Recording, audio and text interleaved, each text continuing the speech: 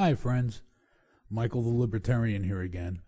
My second bite at the apple here. Unfortunately, the first thing I have to do is I have to clear up something that I stated in my first post. I was inaccurate and I didn't do my due diligence. Now, I want to state that I'm not a journalist here in this arena. I was stating my opinions and I didn't quite do enough investigation. The White House website that I mentioned that had a petition to remove Rush Limbaugh from Armed Forces Radio. Actually, it's a new section of the White House website where any American can make a petition for anything they want, which, by the way, that idea I applaud. Absolutely. That's a really good idea. President Obama said he wanted to get Americans more involved in the process, and kudos. That's a good job. However, I didn't realize that was the case, and as a result, I misspoke, and I wish to retract that here and now. Now, since I'm already here and I'm bothering to go through the trouble of making another recording for you fine folks, there are a couple of things that I didn't want to discuss in the other, in my other post that I'm going to discuss here and now. I didn't want to get into the Ms. Fluke testimony and was she right, was she wrong, blah, blah, blah, blah, blah. I've done a little digging on this. Yes, I did my due diligence. And, well, I can't say she's wrong. She certainly misrepresented certain things. And I'm going to get into that right now. First of all students at Georgetown Law School, this is the Georgetown health insurance coverage is available online in PDF format. And I'm reading from their booklet on their health coverage right now.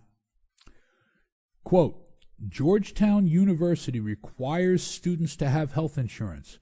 We have implemented this requirement for a number of reasons. Because a significant percentage of our students had either no health insurance or inadequate coverage. We estimate that prior to our adopting a health insurance requirement, nearly 30% of our students were uninsured. To ensure that students have the health insurance coverage they need to secure access to health care. In the United States today, access to health care in all but life-threatening situations may be affected by those who do not have coverage. To help protect students from financial burdens of an unexpected accident or illness, our experience has shown that many students are unaware of the cost which may be incurred for diagnosis and treatment of illness and injuries. Our insurance requirement helps protect the students' investments. Further reading. Because so many students have difficulty obtaining comprehensive, affordable coverage on their own, the university has accepted the responsibility of obtaining an affordable plan for its students, the Premier Plan. Students who are eligible for insurance in the fall are automatically charged for the Premier Plan. Students who already have coverage of at least $100,000 per injury and per sickness may waive the Premier Plan by supplying documentation of insurance coverage on a waiver form.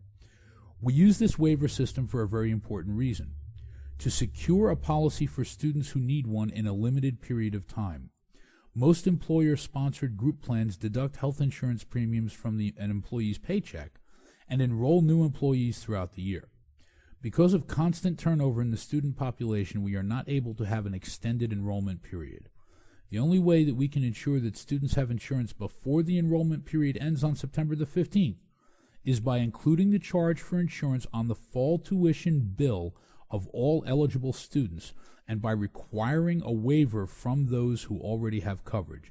Because the insurance charge is part of the tuition statement, students may use loans and scholarships to pay for it. Loans and scholarships to pay for it. The university has worked with Gallagher Coster to develop a health insurance policy tailored to the health needs and financial capabilities of students. United Healthcare Insurance Company underwrites the plan. And that's all we need to discuss about that for right now. We'll get back to the Georgetown healthcare booklet in a moment. Now, Ms. Fluke, in her testimony, said, and I'm quoting Ms. Fluke right now, without insurance coverage, contraception can cost a woman over $3,000 during law school. For a lot of students who, like me, are on public interest scholarships, that's practically an entire summer's salary. The problem here is is that you're not allowed to attend Georgetown Law School unless you have insurance. There are no women without insurance attending Georgetown Law School.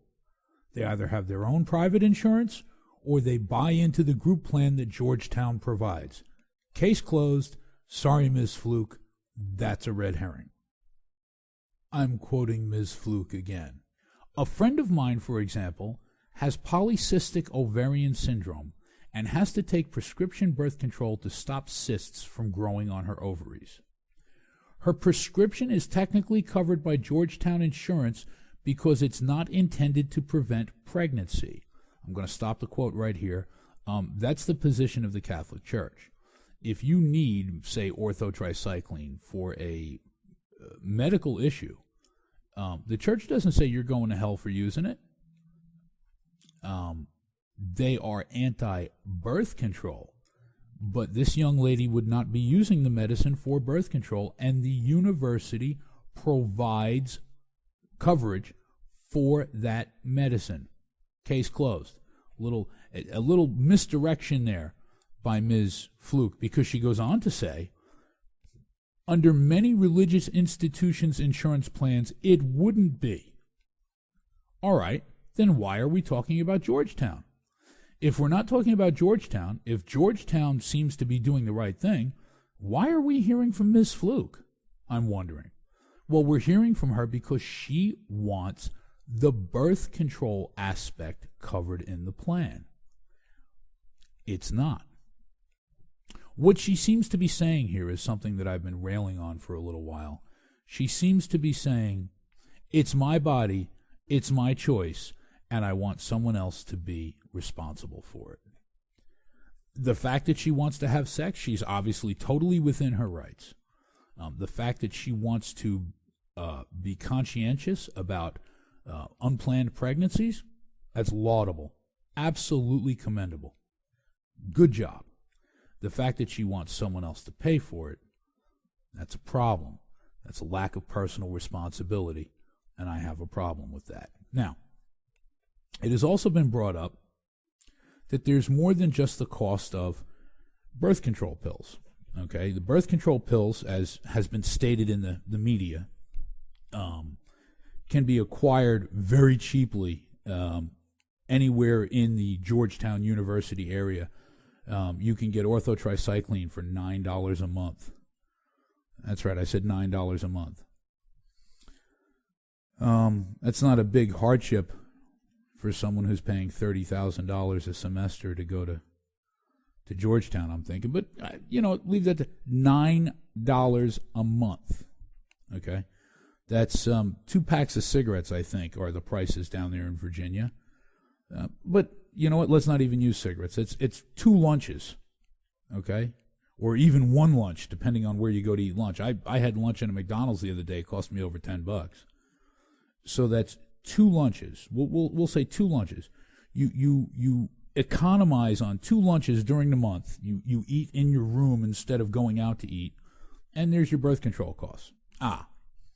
Now we've had the canard brought up that, well, you have to go for doctor's appointments. You know what? You absolutely do. If you want to be on the birth control pill for birth control reasons, you have to go to a doctor. There's no doubt about it. I'm once again reading from the Georgetown Healthcare Plan. Physician visit expense includes well visits, routine GYN, and physical exams. Benefits for physician's visits do not apply when related to same-day surgery and physiotherapy. Okay? That's fine. What their plan pays, 100% of the preferred allowance, it's a $15 copay for routine GYN and physical exams. Okay? $15. Now, if a young lady wishes to get on the birth control pill, I didn't research this, but I'm pretty sure it's still the same, that they need to go to 2 gynecological visits a year. So at a $15 copay, by the way, the insurance is already picked up by their loans or their scholarships, okay? So they're not paying for that, at least not right away. In the case of a loan, not right away. In the case of a scholarship, they're not paying for it at all. So 2 doctor's visits, that's $30. $9 a month for the pills. That's $138 a year. And if we break that down, if I'm doing my math correctly, that's $11.50 a month and $2.88 a week. $2.88 a week for birth control. Okay? That's 2 bottles of soda at $1.50 a bottle. 2 20-ounce bottles of soda is the price of birth control at Georgetown University, which they have to incur on their own. $2.88. Now, you could make the argument, well, then what's your problem paying for it? My problem paying for it is I'm not going to pay for someone else's choice. Okay? She is choosing to engage in this behavior. It's on her to be responsible for engaging in this behavior. Unfortunately, this whole Sandra Fluke thing has been one huge red herring. She's frying it up. She's baking it up. And it's a shame, but she's misleading a whole bunch of the population. To sum it up real quickly, I apologize and I retract my statement that the White House was promoting a petition to remove Rush Limbaugh from Armed Forces Radio. That was incorrect. I did not do my due diligence. I was wrong. Mea culpa. Georgetown University. No one is uninsured if they are a student at Georgetown. Okay? That's a canard. Their insurance coverage covers orthotricycline and similar pills if they are not being used for birth control purposes, if they are being used to prevent or cure or control illness or sickness. They do not cover the pills for use of birth control. And birth control, over the course of 3 years at Georgetown University Law School, would be less than $500 under their plan. Sorry, Ms. Fluke. Again, this is a case of my body, my choice, your responsibility. And I'm not playing. My friends, may God bless and keep you, whether you believe in him or not. And until you hear my voice again, may you be safe, may you be careful, and may you be loved. Peace and comfort.